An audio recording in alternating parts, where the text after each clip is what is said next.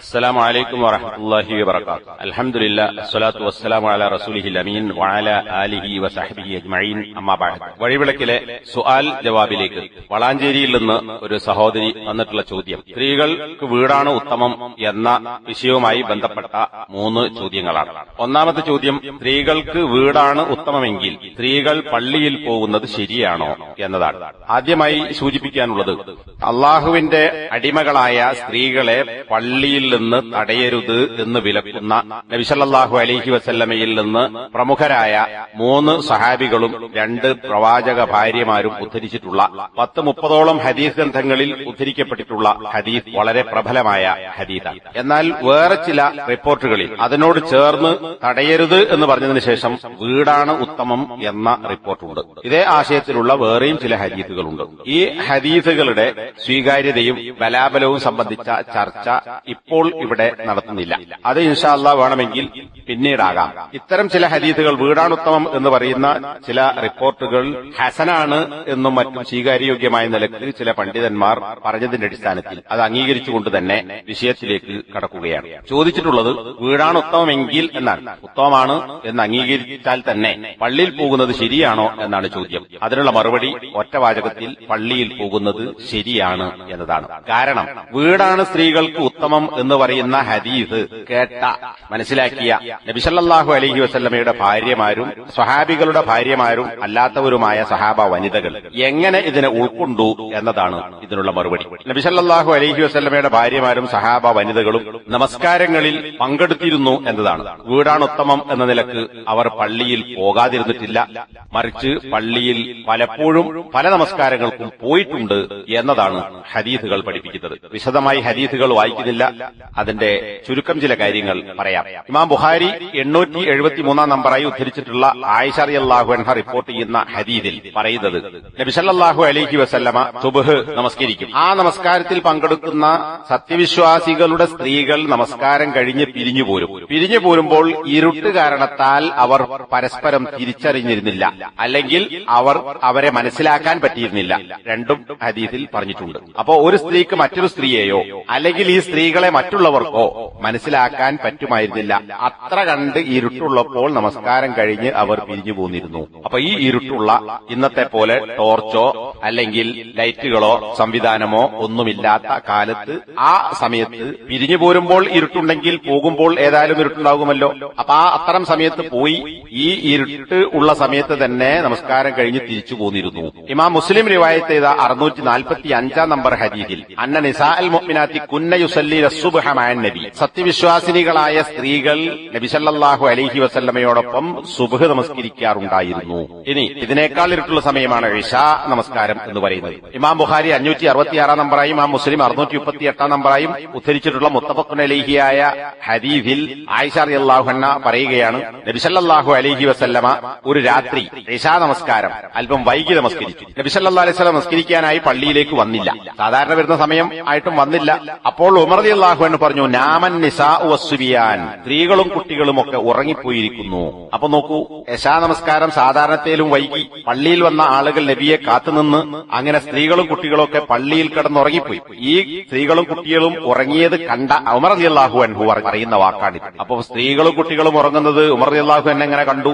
ഇന്നത്തെ പോലെ നബിയുടെ കാലഘട്ടത്തിൽ പള്ളിയുടെ ചരുവിലോ പള്ളിയുടെ മുകളിലോ പള്ളിയുടെ ബേസ്മെന്റിലോ അല്ലെങ്കിൽ വേറെ ഒരു റൂമിലോ ആയിരുന്നില്ല അന്ന് സ്ത്രീകൾ പങ്കെടുത്ത് നമസ്കരിച്ചിരുന്നത്. പുരുഷന്മാരുടെ പിന്നിലായിരുന്നു. പിന്നിൽ കുട്ടികളും പിന്നെ സ്ത്രീകളും. ചില റിപ്പോർട്ടുകളിൽ പുരുഷന്മാർക്ക് പിന്നിൽ തന്നെ സ്ത്രീകൾ നമസ്കരിച്ചതായും ഹദീസുകൾ വന്നിട്ടുണ്ട്. അപ്പോ ഒരേ സ്ഥലത്ത് അവിടെ കിടന്നുറങ്ങുന്ന സ്ത്രീകളെ ഉമർ റളിയല്ലാഹു അൻഹു കണ്ടു. അതുകൊണ്ടാണ് ഉറങ്ങിപ്പോയല്ലോ എന്ന് പറയുന്നത്. ഇനി എഴുത്തിക്കാഫിൽ, അപ്പൊ ഈ ഇശാക്കും സുബ്ഹിനും പള്ളിയിൽ പോയിട്ടുണ്ടെങ്കിൽ പിന്നെ ളുഹൂർ അസ്റും ചർച്ച ചെയ്യേണ്ട കാര്യമല്ല, കാരണം അത് പകൽ വെളിച്ചമാണ്. ഇനി എഴുത്തിക്കാഫോ, മുത്തഫഖുൻ അലൈഹി ഹദീസ് ഇമാം ബുഖാരി 2026, മുസ്ലിം 1172. നബി സല്ലല്ലാഹു അലൈഹി വസല്ലമ അവസാനത്തെ 10 എഴുത്തിക്കാഫിരിക്കാറുണ്ടായിരുന്നു. മരിക്കുന്നതിന് തീരുന്നതുവരെ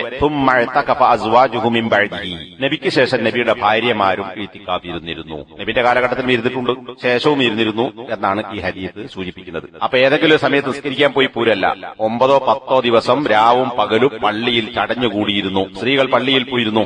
അവിടെ വീടാണ് ഉത്തമം എന്ന് വിചാരിച്ച് പള്ളിയിൽ ഇത്തിക്കാഫ് ഇരിക്കാതിരുന്നിട്ടില്ല. പള്ളിയിൽ ഫിത്നയാണ്, അല്ലെ പള്ളി പോയാ ഫിത്നയാണ് എന്നതുകൊണ്ട് ഇത്തിക്കാഫ് നബിയുടെ ശേഷവും നബിയുടെ ഭാര്യമാർ ഒഴിവാക്കിയിട്ടില്ല. ഇനി ഇമാം ബുഖാരി റിപ്പോർട്ട് ചെയ്ത 938 നമ്പർ ഹദീസിൽ 2 പെരുന്നാൾ നമസ്കാരങ്ങൾക്ക് ഉമ്മു അത്തിയ റളിയല്ലാഹു അൻഹ, പ്രമുഖയായ ഒരു സഹാബ വനിതയാണ് ഉമ്മു അത്തിയ. ഉമ്മു അത്തിയ റളിയല്ലാഹു അൻഹ പറയുകയാണ്, പെരുന്നാൾ നമസ്കാരത്തിനായി പുറപ്പെടാൻ വേണ്ടി ഞങ്ങളോട് കൽപ്പിക്കപ്പെട്ടു. നിങ്ങൾ വേണമെങ്കിൽ പോയിക്കൊള്ളിന്നല്ല, ഉമിർന, ഞങ്ങളോട് കൽപ്പിക്കപ്പെട്ടു. മാത്രമല്ല ആർത്തവകാരികളായ സ്ത്രീകളെയും തരുണികളെയും അറയിലിരിക്കുന്ന സ്ത്രീകളെയും ഒക്കെ പുറപ്പെടുവിക്കാനും കൽപ്പിച്ചു. അല്ലെങ്കിൽ ആ കൽപ്പന പ്രകാരം ഞങ്ങൾ അവരെ പുറപ്പെടുവിച്ചു എന്നാൽ പോകാൻ വേണ്ടി അവർ പ്രേരിപ്പിച്ചു. എന്നിട്ട് എന്തിനാണ് നമസ്കരിക്കേണ്ടതില്ലാത്ത ആർത്തവകാരികൾ പെരുന്നാൾ നമസ്കാര സ്ഥലത്തേക്ക് പോകുന്നത്? വീടാണ് ഉത്തമമെങ്കിൽ വീട്ടിലിരുന്നാൽ പോരെ, അവിടെ വേണമെങ്കിൽ പോയിക്കൊള്ളി എന്ന പ്രേരണയല്ല, മറിച്ച് ഉമിർന, ഞങ്ങളോട് കൽപ്പിക്കപ്പെട്ടു എന്ന് നബി സല്ലല്ലാഹു അലൈഹി വസല്ലം പറഞ്ഞു. ആർത്തവകാരികളായ സ്ത്രീകൾക്ക് നമസ്കരിക്കേണ്ടതില്ല, അതുകൊണ്ട് അവരെന്ത് ചെയ്യട്ടെ? നമസ്കരിക്കേണ്ടതില്ല എന്ന് ഇവിടല്ല, അത് വേറെ ഹദീസ് പറഞ്ഞിട്ടുണ്ട്. ആർത്തവകാരികൾ മുസ്ലിങ്ങളുടെ ജമാഅത്തിലും അവരുടെ പ്രാർത്ഥനയിലും പങ്കെടുക്കട്ടെ, നമസ്കാരമാകുമ്പോൾ അവർ നമസ്കാര സ്ഥലത്ത് നിന്ന് വിട്ടു നിൽക്കട്ടെ എന്ന് പറഞ്ഞു. അപ്പൊ നമസ്കരിക്കേണ്ടതില്ലാത്ത ആർത്തവകാരികളായ സ്ത്രീകളെ പോലും പോകാൻ നബി കൽപ്പിക്കുകയും അവർ പോവുകയും ചെയ്തു. ഇവിടെ മുകളിൽ പറഞ്ഞതുപോലെ പെരുന്നാൾ നമസ്കാരവുമായി ബന്ധപ്പെട്ട് ഉമ്മു അത്തിയ റളിയല്ലാഹു അൻഹ പറഞ്ഞിട്ടുള്ള ഇമാം ബുഖാരി റിപ്പോർട്ട് ചെയ്ത ഹദീസിൽ നമസ്കരിക്കേണ്ടതില്ലാത്ത ആർത്തവകാരികളോടും അറയിലിരിക്കുന്ന സ്ത്രീകളോടും തരുണികളോടുമൊക്കെ പെരുന്നാൾ നമസ്കാര സ്ഥലത്തേക്ക് മുസല്ലയിലേക്ക് പുറപ്പെടാൻ നബി കൽപ്പിച്ചു എന്ന് പറയുമ്പോൾ, നിങ്ങൾ ഫർള് നമസ്കരിക്കാൻ പള്ളിയിലേക്ക് വരുന്നതിനേക്കാൾ നല്ലത് വീടാണ് ഉത്തമം എന്ന് പറഞ്ഞ നബി എന്തിനാണ് നമസ്കരിക്കേണ്ടതില്ലാത്ത സ്ത്രീകളെ പോലും പിന്നെ ഫിത്നയുടെ വശം പറഞ്ഞ് തടയുന്ന ആളുകൾ മനസ്സിലാക്കേണ്ടത് തരുണികളായ അറയിലിരിക്കുന്ന സ്ത്രീകളോട് പോലും മുസല്ലയിലേക്ക്, അതായത് പെരുന്നാൾ നമസ്കാര സ്ഥലത്തേക്ക് ഈദ്ഗാഹുകളിലേക്ക് പോകാൻ നബി കൽപ്പിച്ചത് എന്തിനാണ്? യഥാർത്ഥത്തിൽ ഇവരെയല്ലേ നബി തടയേണ്ടത്? പള്ളിയേക്കാൾ സുരക്ഷിതമാണോ ഗ്രൗണ്ട്? പ്രായം ചെന്ന സ്ത്രീകളെക്കാൾ ഫിത്ന ഉണ്ടാകാനും ഇടയുള്ള ആളുകളല്ലേ ഈ അറയിലിരിക്കുന്ന വിവാഹപ്രായമെത്തിയ പെണ്ണുങ്ങൾ എന്ന് പറയുന്നത്? മാത്രവുമല്ല പള്ളിയിൽ പോകുന്നത് ഫർള് നമസ്കരിക്കാനാണ്, ഇവിടെ പെരുന്നാൾ നമസ്കാരത്തിനാണ്. നമസ്കരിക്കേണ്ടാത്തവരുമുണ്ട്. എന്തിനാണ്? പള്ളിയേക്കാൾ ഉത്തമം വീടാണെന്ന് പറഞ്ഞ നബി എന്തിന് ഇവരെ ഗ്രൗണ്ടിലേക്ക് ക്ഷണിച്ചു? ഇതെങ്ങനെ പൊരുത്തപ്പെടുന്നു എന്നതാണ് ഇത്തരം ആളുകൾ മനസ്സിലാക്കേണ്ട വിഷയം. അതേപോലെ നമസ്കാരത്തിന്റെ വിഷയം മാത്രമല്ലല്ലോ ഇവിടെ പരിശോധിക്കേണ്ടത്. നമസ്കാരത്തിന് പള്ളിയേക്കാൾ പെണ്ണിന് വീടാണ് ഉത്തമം എന്ന് പറയുമ്പോൾ നബി സല്ലല്ലാഹു അലൈഹി വസല്ലമ സ്ത്രീകൾക്കായി വഅദ് നടത്തിയിട്ടുണ്ട് അവരാവശ്യപ്പെട്ടത് പ്രകാരം. ഇമാം ബുഖാരി റിപ്പോർട്ട് ചെയ്ത 101 നമ്പർ ഹദീസ്, അതേപോലെ ഇമാം ബുഖാരിയുടെ തന്നെ 7310 നമ്പർ ഹദീസിലും ഇക്കാര്യം കാണാം. സ്ത്രീകൾ നബി സല്ലല്ലാഹു അലൈഹി വസല്ലമയോട് പറഞ്ഞു, പുരുഷന്മാർ ഞങ്ങളെ നിങ്ങളടുക്കൽ പരാജയപ്പെടുത്തിയിരിക്കുന്നു എന്ന് പറഞ്ഞാൽ അവർക്ക് ധാരാളമായി ക്ലാസ് കേൾക്കാനും വരാനുമുള്ള സൗകര്യമുണ്ട്, ഞങ്ങൾക്കതിന് കഴിയുന്നില്ല, ആ വിഷയത്തിൽ ഞങ്ങളെ പുരുഷന്മാരെ പരാജയപ്പെടുത്തിയെന്നർത്ഥം. അതുകൊണ്ട് നിങ്ങൾ നിങ്ങളുടെ വകയായി ഒരു ദിവസം ഞങ്ങൾക്ക് നിശ്ചയിച്ചു തരണം എന്നാവശ്യപ്പെട്ടപ്പോൾ നബി സല്ലല്ലാഹു അലൈഹി വസല്ലമ അവർക്ക് ഒരു ദിവസം നിശ്ചയിക്കുകയും ആ ദിവസം നബി സല്ലല്ലാഹു അലൈഹി വസല്ലമ അവരെ കാണുകയും എന്നിട്ട് അവരോട് വഅദ് പറയുകയും അവരോട് ചില കൽപ്പനകൾ നടത്തുകയും ചെയ്തു എന്നാണ് ഇമാം ബുഖാരിയുടെ 101 നമ്പർ ഹദീസിലുള്ളത്. 7310 നമ്പർ ഹദീസിലുള്ളത് ദഹബർ റിജാലു ബി ഹദീസിക, നിങ്ങളുടെ ഹദീസുമായി പുരുഷന്മാർ പോയി എന്ന് പറഞ്ഞാൽ നിങ്ങളിൽ നിന്ന് കിട്ടുന്ന ഹദീസുകൾ, ആ ഹദീസുകൾ നിങ്ങളുടെ ഉപദേശങ്ങൾ, നിർദ്ദേശങ്ങൾ, ക്ലാസുകൾ ഒക്കെ അതും കൊണ്ട് പുരുഷന്മാർ പോയി, ഞങ്ങൾക്കതിന് കഴിയുന്നില്ല, അതുകൊണ്ട് നിങ്ങൾ ഞങ്ങൾക്ക് വേണ്ടി ഒരു ദിവസം നിശ്ചയിക്കണം. അങ്ങനെ നബി സല്ലല്ലാഹു അലൈഹി വസല്ലം അവരോട് പറഞ്ഞു. എന്താ പറഞ്ഞത്? നിങ്ങൾക്ക് വീടാണ് ഉത്തമം, നിങ്ങൾ വീട്ടിലിരുന്നാൽ മതി എന്നല്ല. നിങ്ങൾ ഇജ്തമഅന ഫീ യൗമി കദാ വ കദാ ഫീ മകാനി കദാ വ കദാ ഫജ്തമഅന ഫഅതാഹുന്ന റസൂലുള്ളാഹി സ്വല്ലല്ലാഹു അലൈഹി വസല്ലം ഫഅല്ലമഹുന്ന മിമ്മാ അല്ലമഹുല്ലാഹ്, നിങ്ങൾ ഇന്ന ദിവസം ഇന്ന സ്ഥലത്ത് നിങ്ങൾ ഒരുമിച്ച് കൂടണം എന്ന് കൽപ്പിച്ചു. അങ്ങനെ സ്ത്രീകൾ ആ നിശ്ചയിച്ച ദിവസം നിശ്ചയിച്ച സ്ഥലത്ത് ഒരുമിച്ച് കൂടി. നബി അവരുടെ അടുക്ക ചെന്നു. എന്നിട്ട് അള്ളാഹു പഠിപ്പിച്ചു കൊടുത്തതിൽ നിന്നുള്ള കാര്യങ്ങൾ നബി അവരെ പഠിപ്പിച്ചു. അപ്പൊ നോക്കൂ, ഇവരോട് നിങ്ങൾക്ക് വീടാണ് ഉത്തമം, വീട്ടിലിരുന്നാൽ മതി എന്ന് പറഞ്ഞില്ല. അവരാവശ്യപ്പെട്ടത് പ്രകാരം സ്ത്രീകൾക്കായി പ്രത്യേക ദിവസം പ്രത്യേകമായ സ്ഥലത്ത് വെച്ച്, എന്തായാലും ഇത് പള്ളിയല്ല എന്ന് ഉറപ്പാണ്. എവിടെയെന്ന് ഇവിടെ ഹദീസ് പറയുന്നില്ല, 2 ഹദീസിലും പറഞ്ഞിട്ടില്ല, മറ്റു ഹദീസുകളും കണ്ടിട്ടില്ല. എന്നാൽ പള്ളി അല്ലാത്തൊരു സ്ഥലമാണ് എന്നാണ്. അപ്പൊ ആ ഒരു സ്ഥലത്ത് ഒരുമിച്ച് കൂടാൻ വേണ്ടി പറയുകയും നബി അവിടെ ചെന്ന് അവർക്ക് ക്ലാസ് എടുത്ത് കൊടുക്കുകയും ചെയ്തു. ഇവിടെയും നബി സല്ലല്ലാഹു അലൈഹി വസല്ലമ വീടാണ് ഉത്തമം എന്ന് പറഞ്ഞ് അവരെ വീട്ടിൽ ഇരുത്തുകയല്ല ചെയ്തത്. അപ്പൊ നമസ്കാരത്തിന് മാത്രമല്ല മറ്റുള്ള കാര്യങ്ങൾക്കും വീടാണ് ഉത്തമം എന്ന് പറയണം. ദീനുമായി ബന്ധപ്പെട്ട എല്ലാ കാര്യക്കാരും ഫർളായ കാര്യമാണ്. ദീൻ പഠിക്കലും ഫർളായ കാര്യമാണ്. പ്രാഥമികമായ കാര്യങ്ങൾ, ഇവിടെ പ്രാഥമികമായ കാര്യങ്ങളെ കുറിച്ചല്ലല്ലോ പറയുന്നത്. ഇനിയാണെങ്കിൽ തന്നെ അവർക്ക് വേണ്ടി നബി സല്ലല്ലാഹു അലൈഹി വസല്ലമ പ്രത്യേകം ക്ലാസ് നടത്തി. അപ്പൊ ഈ വീടിന്റെ കാര്യം പറഞ്ഞ് തടഞ്ഞിട്ടില്ല എന്നതും ഇത്തരം ആളുകൾ മനസ്സിലാക്കേണ്ടതുണ്ട്. ഇനി ഇമാം മുസ്ലിം റിവായത്ത് 2942 നമ്പർ ഹദീസിൽ ഫാത്തിമ ബിൻത് ഖൈസ് റളിയല്ലാഹു അൻഹ പറയുകയാണ്, ഭർത്താവ് തലാഖ് ചൊല്ലിയതും ഇദ്ദയും ഒക്കെയായി ബന്ധപ്പെട്ട കാര്യങ്ങൾ പറയുന്നു. എന്നിട്ട് ഞാൻ എന്റെ കുടുംബത്തിൽ ഇദ്ദയിരിക്കുകയായിരുന്നു തലാഖിന് ശേഷം. അപ്പോഴതാ ജനങ്ങളിൽ നൂദിയ വിളിച്ചു പറയപ്പെട്ടു. എന്താണ് വിളിച്ചു പറയപ്പെട്ടത്? ബാങ്കല്ല, അസ്വലാത്ത ജാമിഅ എന്ന്. അങ്ങനെ ഞാൻ പോകുന്ന ആളുകളുടെ കൂട്ടത്തിൽ ഞാനും ആ വിളി കേട്ട് ഞാനും പോയി. ഞാൻ സ്ത്രീകളുടെ സഫിന്റെ മുൻഭാഗത്തുണ്ടായിരുന്നു. സ്ത്രീകളുടെ മുന്നിലെ സഫ് എന്ന് പറയുന്നത് വഹുവ യലിൽ മുഅഖറ മിനർ റിജാൽ, പുരുഷന്മാരുടെ അവസാനത്തെ സഫിനോട് ചേർന്നതായിരുന്നു. ഇവിടെ നേരത്തെ സൂചിപ്പിച്ചതുപോലെ കുട്ടികളെ കുറിച്ച് പറയുന്നില്ല. പുരുഷന്മാരുടെ അവസാനത്തെ സഫിനോട് ചേർന്ന സ്ത്രീകളുടെ ആദ്യത്തെ സഫിൽ ഞാനുണ്ടായിരുന്നു. അപ്പൊ ഇവിടെ പള്ളിയിൽ വെച്ചല്ലാതെ നടത്തപ്പെട്ട നമസ്കാരത്തിൽ, അതായത് മഴയ്ക്ക് വേണ്ടിയുള്ള നമസ്കാരമോ ഗ്രഹണ നമസ്കാരമോ ഒക്കെ ആകാം, അത്തരം നമസ്കാരങ്ങൾക്ക് വേണ്ടിയാണ് അസ്സലാത്ത ജാമിഅ എന്ന് വിളിച്ചു പറയുന്നത്. അപ്പൊ അവിടെ പോയി പങ്കെടുത്തു. പള്ളിയേക്കാൾ വീടാണ് ഉത്തമെങ്കിൽ ഈ വിളിച്ചു പറയുന്നത് കേട്ട് പോകാതിരിക്കുകയല്ല, മറിച്ച് പോയി ഒന്നാമത്തെ സഫ് പിടിച്ചു എന്നതാണ് സ്ത്രീകളുടെ ഒന്നാമത്തെ സഫ്. ഇനി മറ്റൊരു ഹദീസിൽ ചന്ദ്രഗ്രഹണത്തെക്കുറിച്ച് തന്നെ മുസ്ലിം 906 നമ്പർ ഹദീസ്, അസ്മാ ബിൻത് അബീ ബക്കർ അബൂ സിദ്ദീഖ് റളിയല്ലാഹു അൻഹുവിന്റെ മകളും ആയിഷ റളിയല്ലാഹു അൻഹയുടെ സഹോദരിയുമായ അസ്മാ റളിയല്ലാഹു അൻഹ പറയുകയാണ്, നബി സല്ലല്ലാഹു അലൈഹി വസല്ലം കാലഘട്ടത്തിൽ സൂര്യഗ്രഹണമുണ്ടായി. അങ്ങനെ ആ കൂട്ടത്തിൽ കാണാം, ഞാൻ എന്റെ ആവശ്യങ്ങളൊക്കെ നിർവഹിച്ചു. എന്നിട്ട് ഞാനും ചെന്നു. അങ്ങനെ ഞാൻ പള്ളിയിൽ പ്രവേശിച്ചു. അപ്പോൾ നബി സല്ലല്ലാഹു അലൈഹി വസല്ലം നിൽക്കുന്നതായി ഞാൻ കണ്ടു. നബിയോടൊപ്പം ഞാനും നിന്നു. നബി സല്ലല്ലാഹു അലൈഹി വസല്ലം ദീർഘനേരം നമസ്കരിച്ചു. എന്നിട്ട് അതുമായി ബന്ധപ്പെട്ട ചില കാര്യങ്ങൾ പിന്നീട് പറയുന്നു. അപ്പൊ ഇവിടെ ഗ്രഹണ നമസ്കാരത്തിൽ അബൂ സിദ്ദീഖിന്റെ മകൾ അസ്മാ റളിയല്ലാഹു അൻഹ നമസ്കാരത്തിൽ പങ്കെടുത്തു. അവിടെ വീടാണ് ഉത്തമം എന്നുണ്ടായിട്ടും പോകാതിരിക്കുകയല്ല, ഫർളല്ലാത്ത ഇത്തരം നമസ്കാരങ്ങൾക്ക് പോലും പങ്കെടുത്തു എന്നതാണ്. ഇതുപോലുള്ള ധാരാളം ഹദീസുകൾ നമുക്ക് കാണാൻ സാധിക്കും. അതുകൊണ്ട് തന്നെ ഇപ്പറയുന്ന വീടാണ് ഉത്തമമെങ്കിൽ നബിന്റെ ഭാര്യമാരും സഹാബ വനിതകളും മനസ്സിലാക്കിയത് അത് കേട്ടിട്ട് പോകാതിരിക്കണമെന്നല്ല, പങ്കെടുക്കണമെന്നാണ്. ഫർള് നമസ്കാരത്തിനും എഴുത്തിക്കാഫിനും പെരുന്നാൾ നമസ്കാരത്തിനും ഗ്രഹണ നമസ്കാരത്തിനും ഒക്കെ അവർ പങ്കെടുത്തിട്ടുണ്ട്. നേരത്തെ പറഞ്ഞപ്പോ സ്ത്രീകളുടെ ഒന്നാമത്തെ സഫ് എന്ന് പറഞ്ഞാൽ ഈ പറയുന്ന ഒരു പെണ്ണ് മാത്രമല്ല പോയത്. കാരണം എന്താ, ഫാത്തിമ ബിൻത് ഖൈസ് മാത്രമല്ല, സ്ത്രീകളുടെ സഫിലെ ഒന്നാമത്തെ സഫിൽ ഞാനുണ്ടായിരുന്നു. അപ്പൊ വേറെയും സ്ത്രീകളുണ്ട്, ഒറ്റക്ക് നിസ്കരിച്ചതല്ല. അതാണ് ഒന്നാമത്തെ ചോദ്യത്തിനുള്ള മറുപടി. അടുത്ത ചോദ്യം, രണ്ടാമത്തെ ചോദ്യം, ഭാര്യ പള്ളിയിൽ പോകുന്നത് വലിയായ ഭർത്താവിന് തടയാൻ അവകാശമുണ്ടോ?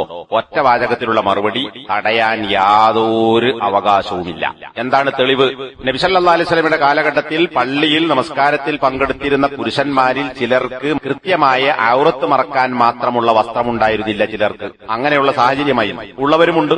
അതിൽ ചില പുരുഷന്മാർ സുജൂദിൽ പോകുമ്പോൾ അവരുടെ പിൻഭാഗം വെളിവാകുന്ന തരത്തിൽ, അല്ലെങ്കിൽ കഴുത്തിലൊരു മുണ്ടും അരയിലൊരു ഉടുപ്പും ഉടുക്കാനില്ലാത്ത അവസ്ഥയിൽ ഒറ്റമുണ്ട് മാത്രമുള്ള ആളുകൾ അവർ അവരുടെ അരയിലൊടുക്കുന്ന തുണിയുടെ രണ്ടറ്റങ്ങൾ എടുത്ത് കഴുത്തിൽ രണ്ട് ഭാഗങ്ങൾ വിപരീതമായി കെട്ടി, അങ്ങനെ ഹദീസിൽ തന്നെ കാണാം, കഹൈഅത്തി സുബിയാൻ, കുട്ടികൾ തുണിയെടുക്കുന്നത് പോലെ കെട്ടി തുണിയെടുത്ത് ജമാഅത്തിൽ പങ്കെടുക്കാറുണ്ടായിരുന്നു. ഇത്തരം പുരുഷന്മാരായ ആളുകൾ പങ്കെടുക്കുന്ന സാഹചര്യം ഉണ്ടായിരുന്നിട്ട് പോലും സ്ത്രീകളോട് ഈ സാഹചര്യത്തിൽ നിങ്ങൾ പള്ളിയിൽ വരേണ്ടതില്ല എന്നല്ല, പള്ളിയിൽ വരുന്ന സ്ത്രീകളോട് നിങ്ങൾക്ക് വീടാണ് ഉത്തമം, അതുകൊണ്ട് വീട്ടിൽ നിന്നോളൂ, ഈ ഒരു സാഹചര്യം പള്ളിയിലുണ്ട് എന്നുമല്ല പറഞ്ഞത്. മറിച്ച് ആ സ്ത്രീകളോട് നബി പറഞ്ഞതായി ബുഖാരി 362, സഹീഹ് മുസ്ലിം 441, മുത്തഫഖുൻ അലൈഹി ഹദീസ്, ലാ തർഫഅന റൂസകുന്ന ഹത്താ യസ്തവിയ റിജാലു ജുലൂസൻ. സുജൂദിൽ നിന്ന് പുരുഷന്മാർ ശരിയായ വിധം ഇടയിലിരുത്തത്തിലോ അല്ലെങ്കിൽ അത്തഹിയാത്തിലേക്കോ ഇരിക്കുന്നത് വരെ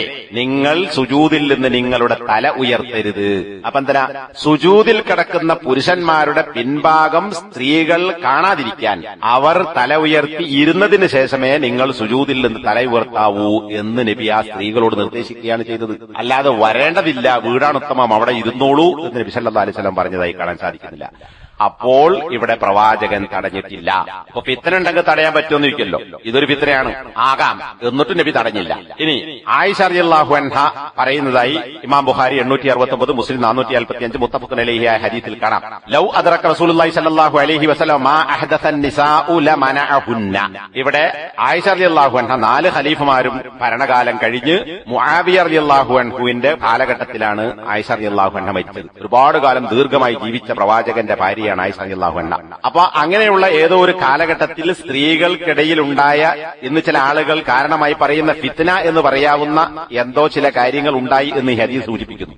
അതാണ് സ്ത്രീകൾ പുതുതായി ഉണ്ടാക്കി തീർത്ത കാര്യങ്ങൾ നബി സല്ലല്ലാഹു അലൈഹി വസല്ലമ കണ്ടിരുന്നെങ്കിൽ ലമനഅഹുന്ന, സ്ത്രീകളെ നബി സല്ലല്ലാഹു അലൈഹി വസല്ലമ തടയുക തന്നെ ചെയ്യുമായിരുന്നു. ഏതുപോലെ? ബനു ഇസ്രായേലിയരുടെ സ്ത്രീകൾ തടയപ്പെട്ടതുപോലെ. ഈ ഹദീസിൽ എന്താ മനസ്സിലാക്കാൻ സാധിക്കുന്നത്? ഇങ്ങനെയൊക്കെ പണ്ടില്ലാത്ത എന്തോ ചില പുതിയ നൂതന കാര്യങ്ങൾ സ്ത്രീകൾക്കിടയിൽ ഉണ്ടായിരുന്നിട്ടും പള്ളിയിൽ നിന്ന് തടഞ്ഞില്ല.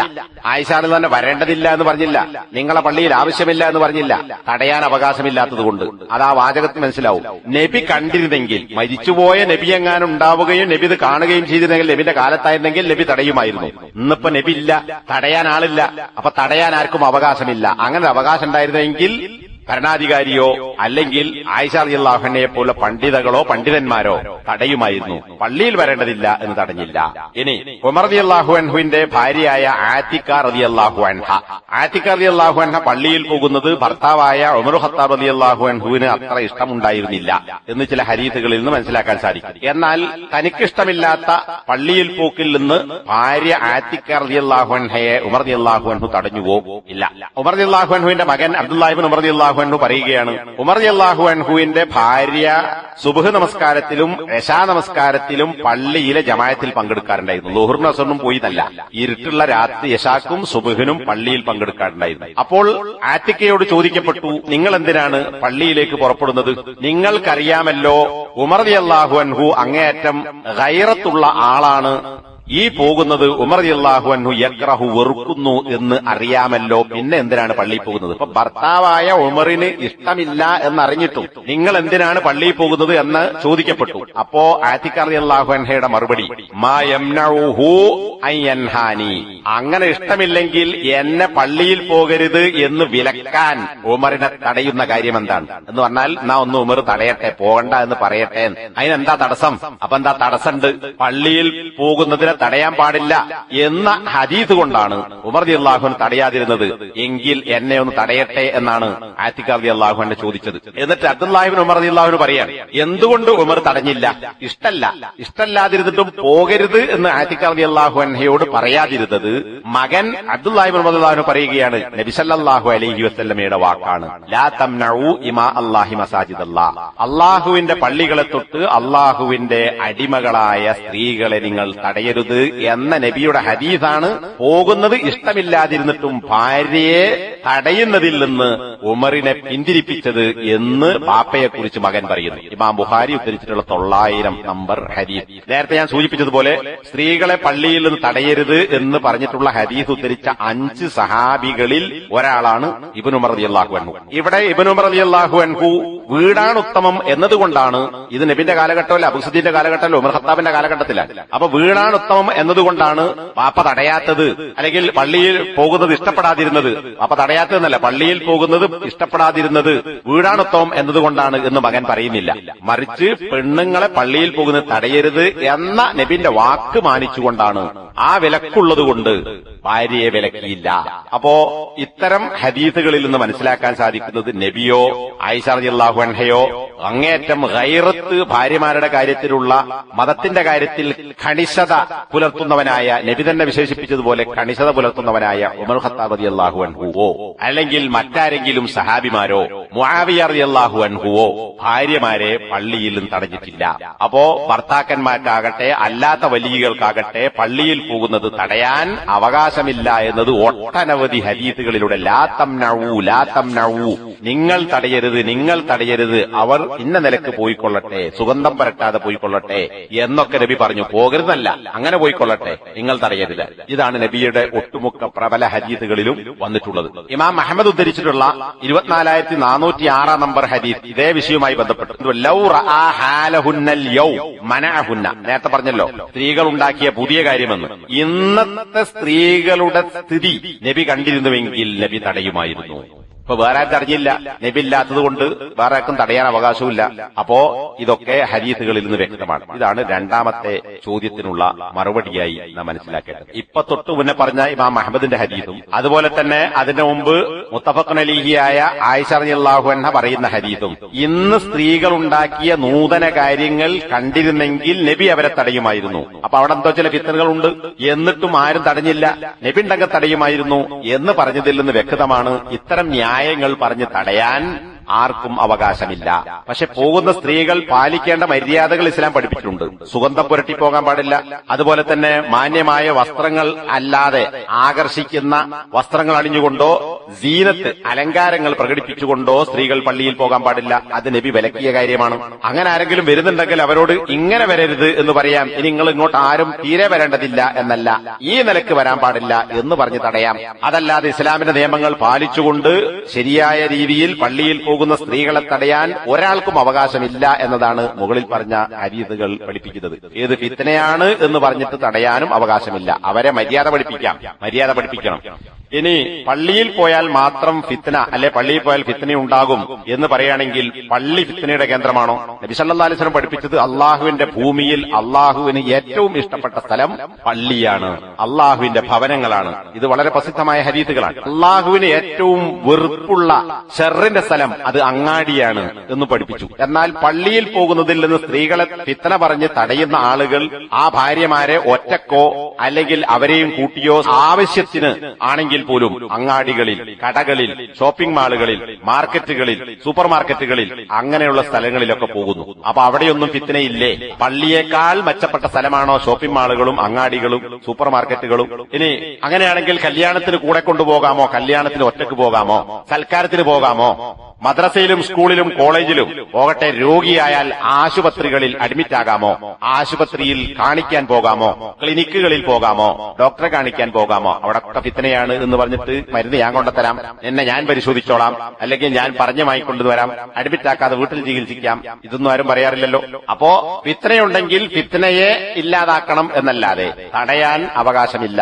ഇത് നേരത്തെ പറഞ്ഞ ആയിഷ റളിയല്ലാഹു അൻഹ ഉദ്ധരിച്ചിട്ടുള്ള ഹദീസിൽ നിന്ന് മനസ്സിലാക്കാൻ സാധിക്കുന്ന കാര്യം കൂടിയാണ്. ഇനി ഇവിടെ ചോദ്യത്തിലില്ലെങ്കിലും ചോദ്യവുമായി ബന്ധപ്പെട്ട് മനസ്സിലാക്കേണ്ടുന്ന വളരെ പ്രധാനപ്പെട്ട ഒരു സംഗതിയുണ്ട്. അതെന്താണ്? പലപ്പോഴും ആളുകൾ പറയാറുള്ളതും ഇവിടെ തന്നെ ചോദ്യത്തിലുള്ളതും സ്ത്രീകൾക്ക് വീടാണ് ഉത്തമമെങ്കിൽ എന്നാണ്. അങ്ങനെ ഉത്തമമെങ്കിൽ എന്ന് പറയുകയാണെങ്കിൽ അത്തരം ഹദീസുകൾ പരിശോധിച്ചാൽ അതിൽ ചില ഹദീസുകളിൽ നമുക്ക് കാണാൻ സാധിക്കും ബുയൂത്തുഹുന്ന ഖൈറുൽ ലഹുന്ന എന്ന് പറയുന്നത് കൂടാതെ മറ്റു ചില റിപ്പോർട്ടുകളിൽ വിശദമായ ചില കാര്യങ്ങളുണ്ട്. അത്തരം ഹദീസുകൾ സ്വീകാര്യോഗ്യമാണ് എന്ന് ഷെയ്ഖ് അൽബാനിയെ പോലുള്ള ആളുകൾ പറഞ്ഞിട്ടുമുണ്ട്. ഒരു ഹദീസ് ഇവിടെ സൂചിപ്പിക്കാം. അബൂദാവൂദ് റിപ്പോർട്ട് ചെയ്ത 570 നമ്പർ ഹദീസ്. ഈ ഹദീസ് സ്വഹീഹാണ്, ഹസനാണെന്നല്ല, സ്വഹീഹാണ് എന്ന് ഷെയ്ഖ് അൽബാനി പറഞ്ഞു. അബ്ദുല്ലാഹി ബിൻ മസ്ഊദ് റളിയല്ലാഹു അൻഹുവിൽ നിന്ന് അബൂദാവൂദ് റിപ്പോർട്ട് ചെയ്തിട്ടുള്ള 570 നമ്പർ ഹദീസ്, ഈ ഹദീസ് സ്വഹീഹാണ് എന്ന് ഷെയ്ഖ് അൽബാനി പറഞ്ഞിട്ടുണ്ട്. ആ ഹദീസിൽ സ്ത്രീകളുടെ നമസ്കാരത്തിന്റെ ശ്രേഷ്ഠതയെ എവിടെ വെച്ച് നമസ്കരിക്കുന്നതാണ് ശ്രേഷ്ഠത എന്നതിന്റെ ഹദീസ് പരിശോധിച്ചാൽ സാധാരണ ആളുകൾ സ്ത്രീക്ക് വീടാണ് ഉത്തമം എന്ന് മാത്രം പറയും. അപ്പൊ പള്ളിയേക്കാൾ ഉത്തമം വീടാണ്, അതുകൊണ്ട് വീട്ടിൽ നമസ്കരിച്ചാൽ മതി, പള്ളിയിൽ പോകേണ്ടതില്ല എന്ന് പറയുന്ന ആളുകൾ ഈ ഹദീസ് കൃത്യമായി മനസ്സിലാക്കേണ്ടതുണ്ട്. ഈ ഹദീസിൽ 3 പ്രയോഗങ്ങളുണ്ട്. ഒന്ന് ബൈത്ത്, ഹുജ്റ, മഖ്ദഅ. സ്വലാത്തുൽ മർഅത്തി ഫി ബൈത്തിഹാ അഫ്ളലു മിൻ സ്വലാത്തിഹാ ഫി ഹുജ്റത്തിഹാ വ സ്വലാത്തുഹാ ഫി മഖ്ദഇഹാ അഫ്ളലു മിൻ സ്വലാത്തിഹാ ഫി ബൈത്തിഹാ. ഈ ഹദീസിൽ പറയുന്നത് ഒരു പെണ്ണ് അവളുടെ ബൈത്തിൽ വെച്ച് നമസ്കരിക്കലാണ് ഹുജ്റയിൽ വെച്ച് നമസ്കരിക്കുന്നതിനേക്കാൾ ശ്രേഷ്ഠം. അവളുടെ ബൈത്തിൽ വെച്ച് നമസ്കരിക്കുന്നതിനേക്കാൾ ശ്രേഷ്ഠം മഖ്ദഇൽ വെച്ച് നമസ്കരിക്കുന്നതാണ്. ഇനി 3 പദങ്ങളൊന്ന് പരിശോധിച്ചാൽ, 1 ഹുജ്റ, 2 ബൈത്ത്, 3 മഖ്ദഅ. ബൈത്ത് എന്ന് പറഞ്ഞാൽ സാധാരണ വീട് എന്ന് പറയും. ഇവിടെ വീടല്ല ഉദ്ദേശിക്കുന്നത്, മറിച്ച് മറിച്ച് വീട്ടിൽ സ്ത്രീകൾക്ക് ഇരിക്കാനുള്ള റൂം, സ്ത്രീയുടെ റൂം, സ്ത്രീ അറ എന്ന് വേണമെങ്കിൽ പറയാം, ആ സ്ഥലം. പിന്നെ ഹുജ്റ എന്ന് പറഞ്ഞാൽ വാതിലിനോടോ വഴിയോടോ ചേർന്ന് നിൽക്കുന്ന ഒരു ഒറ്റപ്പെട്ട സ്ഥലം, ഒരു റൂം, അറ, അതാണ് ഹുജ്റ.